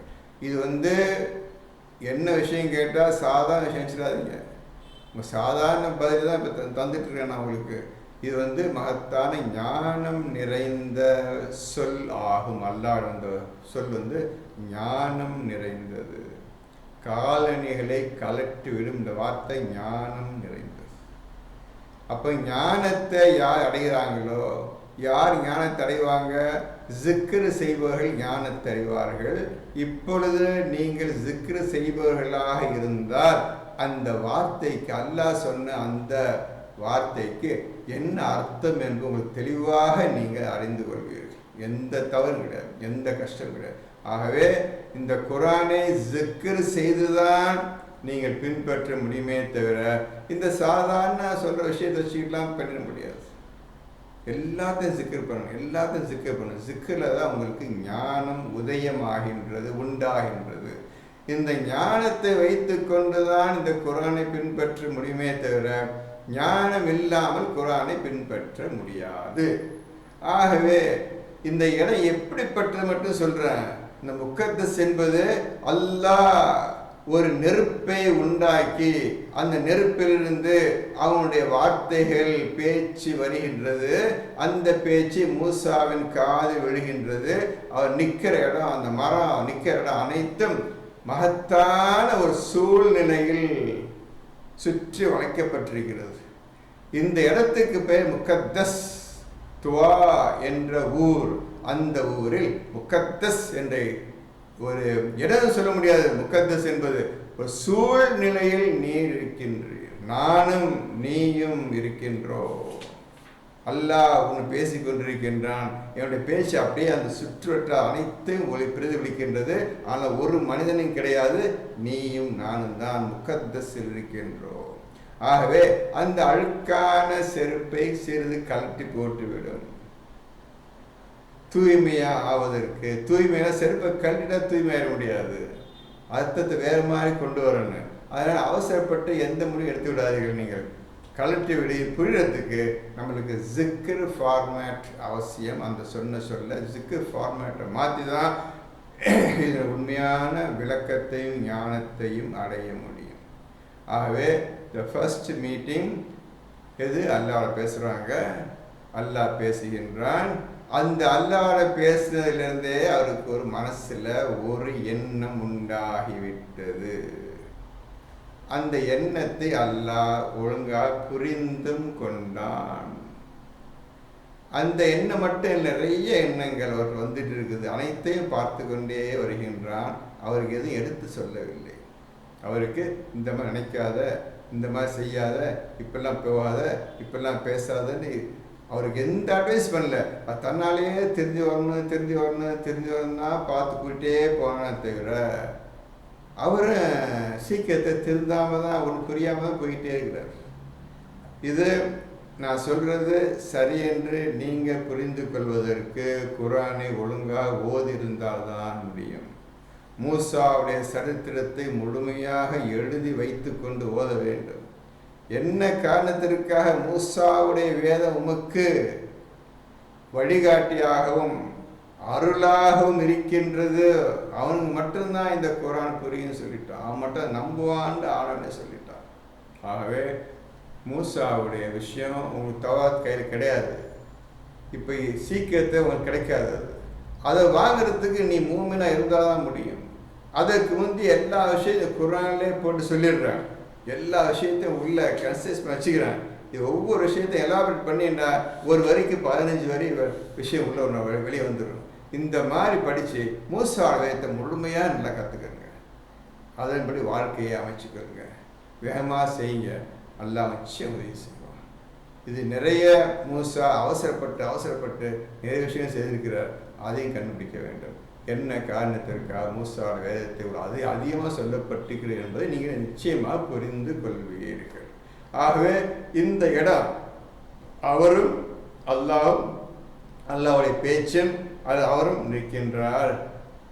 இந்த இடத்துல முக்கத்தஸ்ன்னு இந்த விஷயத்துக்கு, இந்த சூழ்ந்து நிற்கக்கூடிய இந்த பாக்கியத்துக்கு முக்கத்தஸ்ன்னு நல்ல பேர் வச்சுக்கலாம். அதனால காலனியை கழட்டி விடுன் என்றால் அதற்கு அழகான அர்த்தங்கள் இருக்கின்றது. நாம் சிந்தனை சக்தி தான் அதிகமாக தூண்ட வேண்டும். நிச்சயமாக சார்ல்ஸ் அவர்கள் இதை சிந்தனை செஞ்சீங்கன்னா என்னவாக இருக்கும் என்பதை தெளிவாக படிப்படியாக மெதுவாக நீங்கள் தெரிந்து கொள்வீர்கள். அதே போல் மூசாவுடைய சரித்திரத்தை விட்டாமல் எல்லாம் கம்ப்ளீட் எழுதிருங்க. ஆரம்பத்தை கடைசி வரை குர்ஆன்லேருந்து மூசா பற்றி எங்கெங்கெல்லாம் என்ன வருதோ அவ்வளோ எழுதுங்க. எழுதி ஒவ்வொரு ஆயத்தையும் என்ன விஷயங்கள் சொல்லப்பட்டிருக்கிறது, மூசா என்ன செஞ்சார், எது செய்யக்கூடாது, எதை செய்தார் என்றெல்லாம் நீ பார்த்துக்கிட்டே வரணும். எந்த வகையிலையும் மூசாவை அல்லாஹ் திருத்தலை. தன்னாலே திருந்தணும்னு ஆசைப்பட்டானே தவிர ஏன் இப்படி செய்தீர், ஏன் அப்படி செய்ய இப்போ கேட்கவே இல்லை.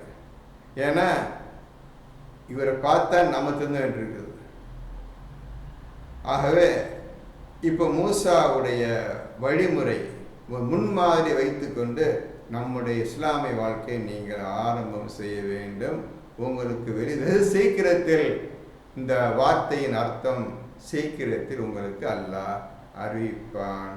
தம்பி சார்லஸ், சரியா? Okay sir. சரி, அடுத்த கேள்வி சார். செல்வராஜ் சார் கேள்வி இருக்குங்களா? சரி, சொல்ல நேற்றே கேட்டுட்டாரு, கேட்டு சொல்லிட்டாரு. சொல்லுங்க. ஏற்கனவே கேட்ட பதில் சொல்லியிருந்தீங்க சார். அப்போ சரி சரி சரி சரி சரி நல்லது. யோசிச்சு பார்த்து நல்ல கேள்வி வந்தால் சொல்லுங்க. அடுத்த கிளாஸ் சொல்லுங்க. அத்தியாயம் 31ல 28 சார். 31 28. ஆமாங்க சார். உங்களை படைப்பதும் உங்களை எழுப்புவதும் ஒருவரை போலன்றி வேறில்லை. நிச்சயமாக அல்லாஹ் செவி வருபவன் உற்று நோக்குபவன். இதுல ஒருவரை போலன்றி அப்படின்னா சார் சரி படிங்க. உங்களை படைப்பதும் உங்களை எழுப்புவதும் ஒருவரை போலன்றி வேறில்லை. ஒருவரையா? ஆமா சார். சரி, ஒருவரை போன்று வேறில்லை. நிச்சயமாக அல்லாஹ் செவி உருபவன் நன்கறிபவன் உற்று நோக்குபவன். உங்கள் ஒருவரை இப்போ செல்வராஜ் ஆண்டவன் படைச்சான்.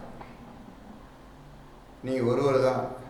அந்த ஒருவரை தான் திருப்பி எழுப்ப போகிறான். உங்களை போல தான் வேற ஆள். இப்போ உங்களுக்காக வேற ஆள் எழுப்ப கிடையாது. உங்களை போல தான் உங்கள் படைப்பதும் உங்களை போல தான் அதே செல்வராஜ் தான் அன்றைய தினம் எழுப்புவதும் ஒரே ஆள் தான், தவிர வேற யாரும் கிடையாது என்று அல்லாஹ் இதன் மூலம் சொல்கின்றான். அப்புறம்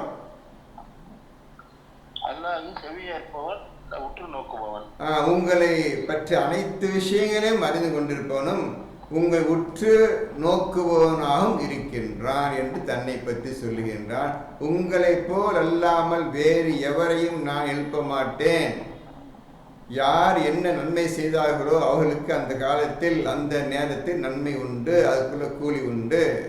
உங்களை போல் அல்லாமல் வேறு எவரும் ஒருவரை போல் அல்லாமல் வேறு ஒருவர் கிடையாது என்று அல்லாஹ் இந்த வாக்கியத்தின் மூலமாக சொல்லுகின்றான்.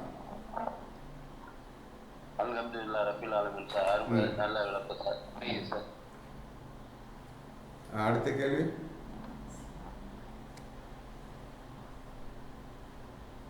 சார் 2:20. 2:20. அம்மின்னல் அவர்களை பார்வையை பறித்துவிட பார்க்கிறது. அது அவர்களுக்கு ஒளி தரும் பொழுதெல்லாம் அவர்கள் அதில் நடக்கிறார்கள்.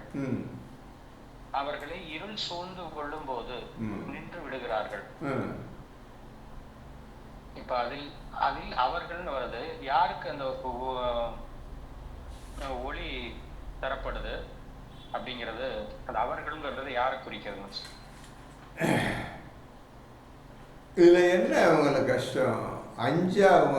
2வது சூறாவில் 6வது ஆயத்திலிருந்து அவர்களை பற்றி அல்லாஹ் சொல்லுகின்றான். 2வது சூறாவில் 6வது வசனத்திலிருந்து 20வது வசனம் வரை காஃபிர்களை பற்றி அல்லாஹ் சொல்லுகின்றான். 6வது வசனம் என்ன? அவர்களுக்கு நீ அச்சமூட்டி எச்சரிக்கை செய்தாலும் செய்யாவிட்டாலும் அவர்கள் ஈமான் கொள்ள மாட்டார்கள் என்று அந்த காஃபிர்களை பற்றி அல்லாஹ் சொல்ல ஆரம்பிக்கிறான். சரியா? அந்த அவர்கள் தான் 7, 8, 9, 10, 20 வரை அந்த அவர்கள் தான், அந்த காஃபிர்கள் தான். யாரு? இந்த மேலே சொன்ன 1லிருந்து 5 வரை யார் செய்யவில்லை, 5 விஷயங்களை யார் செய்யவில்லையோ, யார் நிராகரிக்கின்றார்களோ அந்த அவர்கள் இப்படிப்பட்ட சொல்றான். அவர் எப்படி இந்த உலகத்தில் எப்படி வாழ்ந்தாலும் அல்லாஹ் இந்த உதாரணம் சொல்றான். இருட்டில் மழை இடி மின்ன எல்லாத்தையும் வந்து சிக்கிக்கிட்டா எப்படி இருப்பான்? மின்னல் அடிக்கும் போது வெளிச்சத்தை நடக்க பார்க்குறான். அது மின்னல் அடிச்சுட்டே இருக்கு, ஒரு செகண்ட் அடிச்சுக்கான போயிடும், ஒரு கார் எடுத்து வைப்பாங்க அப்படின்றது. இந்த மாதிரி கஷ்டம் எப்படி படுறானோ அந்த கஷ்டத்தில் இந்த உலகத்தில் வாழ்ந்து கொண்டிருக்கின்றான் என்று உதாரணமாக அல்லாஹ் இந்த காஃபிர்கள் உடைய விஷயத்தில் இவ்வாறாக அல்லாஹ் உதாரணம் காட்டுகின்றான். ஆகவே அவர்கள் என்றால் இந்த 5 கட்டளைகளையும் யார் செய்யவில்லையோ அவர்களே அல்லாஹ் அவர்கள் சொல்றான். புரியுதா? புரியுது. அடுத்தது சிராஜ் சார் கொஸ்டின் இருக்கா? சார் 39, 29 வாசிங்க. 39,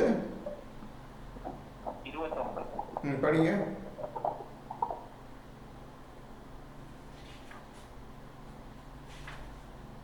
படிங்க, யாரா படிங்க.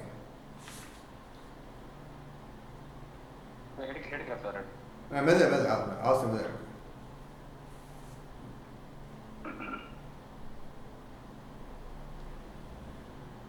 அல்லாஹ் ஓர் உதாரணம் கூறுகிறான். ஒருவருடன் ஒருவர் கருத்து வேற்றுமை கொண்டிருக்கும் பல எஜமானர்களுக்கு ஒரு மனிதனும் ஒரே மனிதனுக்கு மனிதனும் இருக்கின்றனர். இவர்கள் இருவரும் சமமாவார்களா? எல்லா புகழும் அல்லாஹ்வுக்கே, எனினும் அவர்களில் பெரும்பாலானோர் அறிய மாட்டார்கள். இந்த ஆயத்துக்கு ஒரு 4-5 மாதத்துக்கு முந்தையே சொல்லியிருக்கிறேன். சரி, மேலே வந்துட்டீங்க போல் தெரியுது. ஒரு ஆள் எஜமான் இருக்கிறாருப்பா, அவருக்கு ஒரே ஒரு வேலைக்காரன் இருக்கிறான். அவர் சொல்றாரு, செஞ்சு முடிச்சுட்டு அவங்களாம் உட்காந்துடுறான், எந்த பிரச்சனையும் இல்லாமல் இருக்குது. உன்னரத்தை வந்து ஒரு எஜமான் இல்லை, 7-8 எஜமான் இருக்காங்க வீட்டில். 7-8 பேர் 7 விதமான வேலை சொல்கிறாங்க. ஒருத்தன் செய்யன்னு சொல்கிறான், செய்ய வேணான்னு சொல்கிறான். இந்த வேலைக்கா என்ன செய்வான் சொல்லுங்க? எது செய்வாங்க? எல்லாம் கொல்றபடியாக போயிடும், எதுவுமே செய்ய முடியாது. ஒருத்தன் பேசிக்கிட்டு வேலை செஞ்சான்டா, நீ ஏன்டா அதை செஞ்சேன்னு அடுத்த எஜமான் கேட்பான், இதை ஏன் செஞ்சு கேட்பான். அதனால் 2 பேரும் சமமாக, இந்த வேலைக்காரன் இந்த வேலைக்காரன் சமமாகலா. ஒருத்தன் சந்தோஷம், எந்த குறையெல்லாம் வேலையை பார்த்து முடிச்சு சந்தோஷம் இருக்கிறான். ஒருத்தன் பல எஜமானர்களுக்கு வேலைக்காரன் மாட்டிக்கிட்டு முழிக்கிறான். இதனால் இது மூலம் என்ன புரிஞ்சுக்கணும்னு கேட்டால், நீங்கள் ஒரு கடவுளை நம்பி சந்தோஷம் வாழ போகிறீங்களா, பல கடவுள் வச்சுக்கிட்டு கஷ்டப்பட போகிறீங்களான்னு தான் இதுலேருந்து அர்த்தத்தை எடுக்கணும். புரியுதா?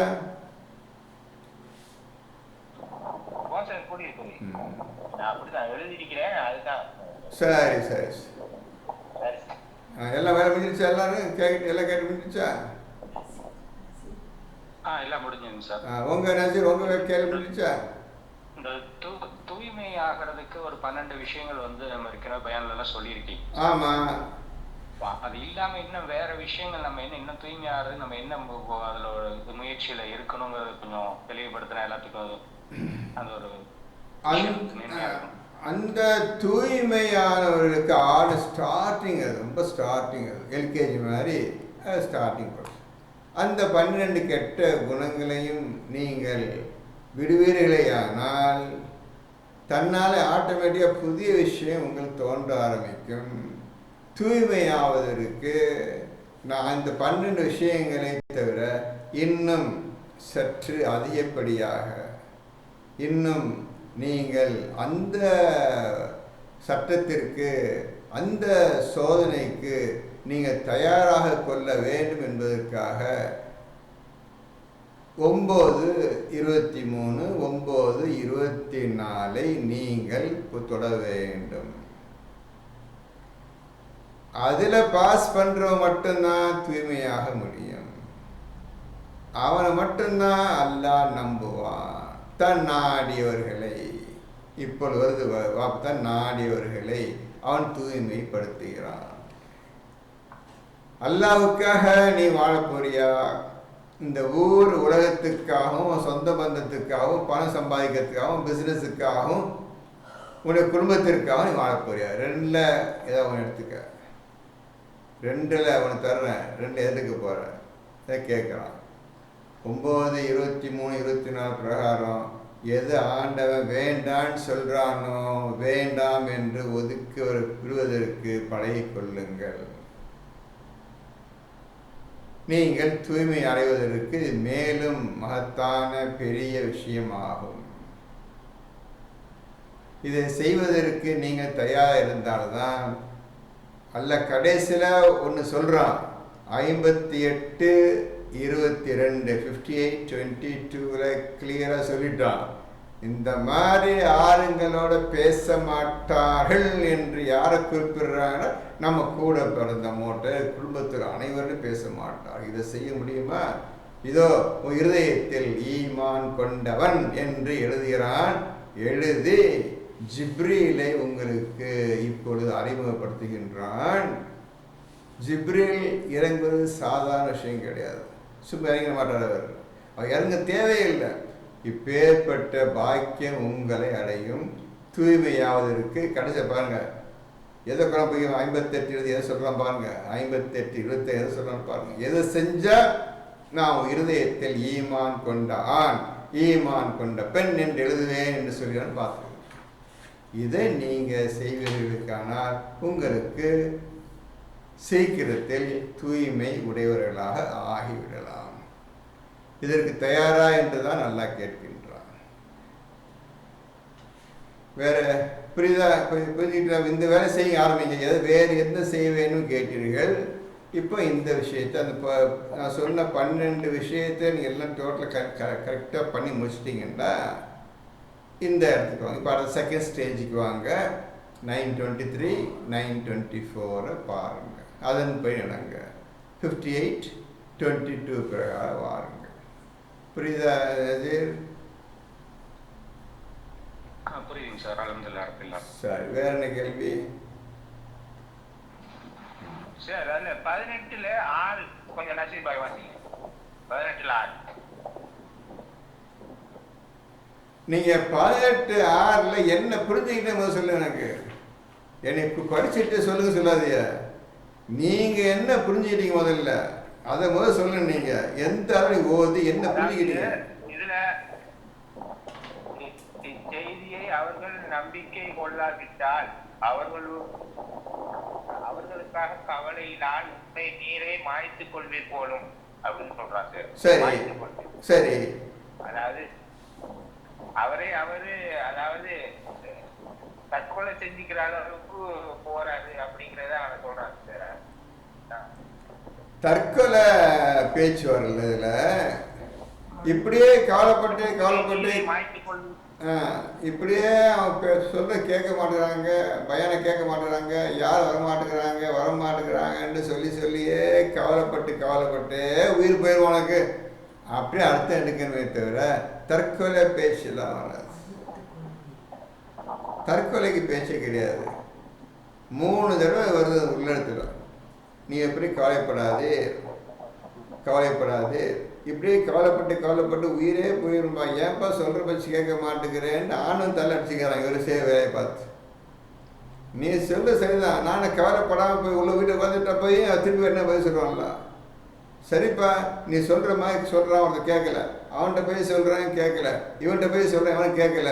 ஓகே நான் போய் வீட்டில் உட்காந்துட்டா என்று ரசூல் அல்லாஹ்விடம் கேட்டால் அல்லாஹ் என்ன போய் சொல்லுவான்? சொல்ல புரியுதா? எல்லாத்துக்கும் நான் கேட்க நல்லா புரிஞ்சுக்கிறேங்க. இது சாதாரண விஷயம் கிடையாது. அவர் எந்த ரூட்ல போறாருன்னு அல்லாஹ் கண்டுபிடிக்கணும். அந்த மாதிரி ரூட்ல வேகம் போயிட்டு இருக்காரு அவரு. யாரு? முகமது நபி. இப்ராஹிம் வழியை காட்டினாரு. போடுறா எது நெருப்பத்துக்கு போட்டு பார்த்துக்கலாம், என்ன செய்ய பார்த்துக்கலாம். தேவ உட்காந்துட்டாரு. நல்லாட்டையும் உதவி கேட்க போக தேவையில்லை, யார்கிட்ட உதவி கேட்க போக தேவையில்லை. என்னென்ன செய்ய என் பேரை சொன்ன முடிச்சுட்டேன். நீ அல்லாத உண்மையான இறைவன் மக்கள் ஒழுங்கா சொன்னா சொல்லிட்டேன். எவன் முடிஞ்சது நான் கம்ப்ளீட் பண்ணிட்டேன். இனி என்ன வாழ்ல என்ன சித்தல் என்ன உட்காந்துட்டாரு. அல்லாவே வழி இல்லாம உதவி ஓடி வந்தான். அவனை கேட்காம உதவி ஓடி வந்தான். அப்படி வர வச்சார் அவர் இப்ராஹிம் நல்லாவே. அதே மாதிரி நபி நான் இந்த மாதிரி நான் சொன்ன கேள்வி அல்லாட கேட்டா வச்சுக்கோங்க. கவலைப்படாத விட்டுட்டு கவலைப்பட என்ன சரி கவலைப்பட வீட்டில் உட்காந்துட்டேன்னா நான் எதுக்கு இப்போ இவங்களை போய் அலை கொடுக்கணும் கத்தணும் பேசணும் அவங்க திட்டணும் எதுக்கு தேவையில்லை நீ சொன்ன மாதிரி நான் வீட்டில் உட்காந்துடுறேன் செய்யட்டா என்று நபி அல்லாவிடம் கேட்டால் அல்லாஹ் என்ன பதில் சொல்லுவான்? என்ன அபூபக்கர் அப்துல் கரீம் கேட்க சரிதானே? சரிங்க சார். என்ன புரியுதா புரியலையா சிராஜ்? என்ன சரி உங்களுக்கு புரியுதா புரியலையா? அப்போ இந்த மாதிரி நீங்க என்னடா இது இப்படி அவர் நீங்க ஒழுங்கா ஓதுனா புரியும். ரசூல் எந்த ரூட்ல போறாரு, என்ன செய்ய போறாரு, எது செய்ய போறாரு ஜட்ஜ் பண்ண முடியாது. அவர் எடுத்த ரூட் இந்த புத்தகத்தை மக்களுக்கு சொல்லு, அவ்வளோ முடிஞ்சு வச்சுக்காத. சரி நான் சொல்லிடுறேன். இறங்கிட்டார். அதான் பட்ட கஷ்டங்களும் பட்டார். அல்லாட்ட சொல்லலை. நீ ஓதிக்காட்ட சொன்ன ஓதிக்கார இந்த மாதிரி திட்டுறாங்க ஓடுறாங்க அதெல்லாம் சொல்ல எதுவும் சொல்லலை, ஒப்பார வைக்கல, கம்ப்ளைண்ட் பண்ணல. எடுத்த ரூட்டு வேற. ஏதோ நான் சொல்கிறேன், சொன்னது நீ என்ன சொல்ல சொன்னியோ ஃபுல்லாக சொல்லிடுறப்பா, எந்த குறையும் இல்லாமல் சொல்லிடுறப்பா, எல்லாத்தையும் எதையும் மிச்சம் வைக்க மாட்டேன், யாரும் வைப்பு இல்லைப்பா. நீ சொன்ன வாக்க அப்படியே தைரியம் சொல்லிடுறேன். அவங்க கோவப்படுறாங்களே எதுவுமே கவலை எனக்கு சொல்லிடுறேன். ஆனால் என்னுடைய ஒரு லட்சியம், நான் ஒரு லட்சியம் மனசை வச்சுட்டு இருக்கிறேன், அதுக்காக தான் நிற்கிறேன்.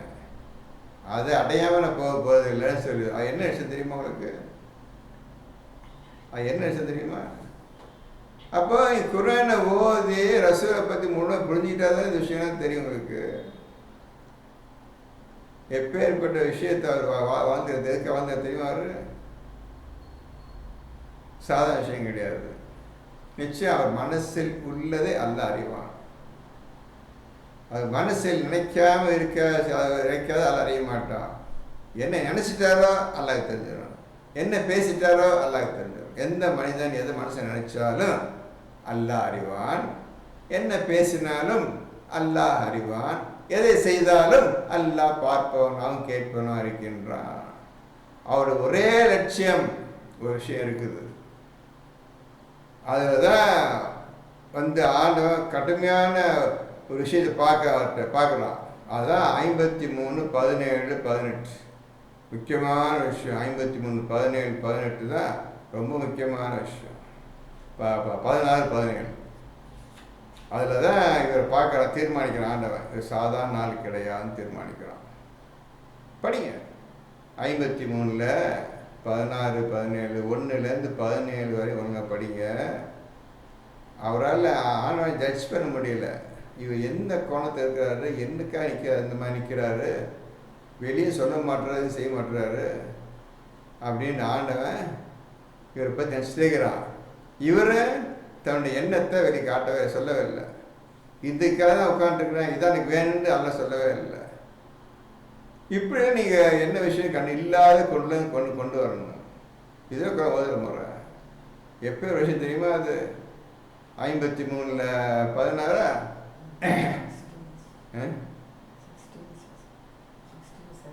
16-17 முக்கியமான ஆயத்து. அதில் தான் அல்லாஹ் உண்மையை பார்க்குறான், ரசூலோட உண்மையை பார்க்குறான். அந்த உண்மையை வெளியே சொல்லவே இல்லை. பார்த்துக்க, என்ன மனசு வச்சு உனக்கு தெரியல, பார்த்துக்க, நான் உன்னை கேட்க போகிறது இல்லை. அதுக்காக வேறு விஷயத்தை காட்டினா இதெல்லாம் எனக்கு தேவை கிடையாது அப்படின்ட்டு. இதெல்லாம் நீங்கள் ஓத இப்போ எல்லாத்தையும் அள்ளி தட்டத்தை நீங்கள் பங்காயிருவீங்க. ஒன்றும் புரியவங்களுக்கு நீங்கள் முதல்ல ஓத பழகிருங்க. முதல்ல ஓத கற்றுக்கிறங்க. இந்த மூசா பற்றி சொன்ன விஷயங்கள் சொன்னேன். அவர் என்ன விஷயத்தை போயிட்டு இருக்கிறாரு, எப்படி அவர் திருத்த பார்க்குற ஆண்டவன் என்ன தப்புனாரு, அதே உங்களால் எடுக்க முடியுமா? அதே செய்ய முடியுமா? மூசா உங்களுக்கு வழிகாட்டி வச்சுட்டான்ப்பா.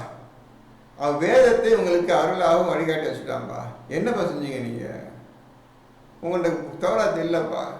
அதுக்காக முக்கியமான விஷயங்கள் எல்லாம் அந்த குர்ஆனில் ஸ்டஃப் பண்ணிட்டோம், வேறு வச்சுட்டோம்ப்பா. அது ஒவ்வொரு உரிச்சு எடுங்கப்பா. ஒரு ஆயத்தை 9 ஆயத்து வந்துடும்ப்பா உள்ளேருந்து. இதான்ப்பா குர்ஆன் மகத்துவம். அந்த 9 ஆயத்தை வச்சு அதுக்கு இன்னும் 18 ஆயத்து வரும்பா. இப்படியே தவறாத்தை கண்டுபிடிச்சிருங்கப்பா. நீங்கள் முழுமையாக தாராக சேர்த்துருங்கப்பா. இந்த ஜிப்ரீல் விஷயம் சாதாரண விஷயம் கிடையாது. அவர் பூமிக்கு வர வேண்டிய அவசியமே கிடையாது.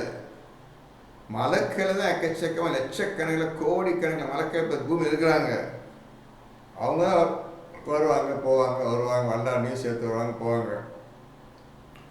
இது ஒரு காலம் முடியாது. அப்போ ஜிப்ரீல் யார்? அந்த ஜிப்ரீல் வர்றார் 16-17 53-16-17 வர்றாரு. அது வர்ற விதத்தை ஆண்டவன் விவரிச்சிருக்கிறான். அந்த விவரத்தை நீங்கள் சொல்ல முடியும். என்ன விஷயம் சொல்ல முடியாது, என்ன விஷயம் சொல்ல முடியாது.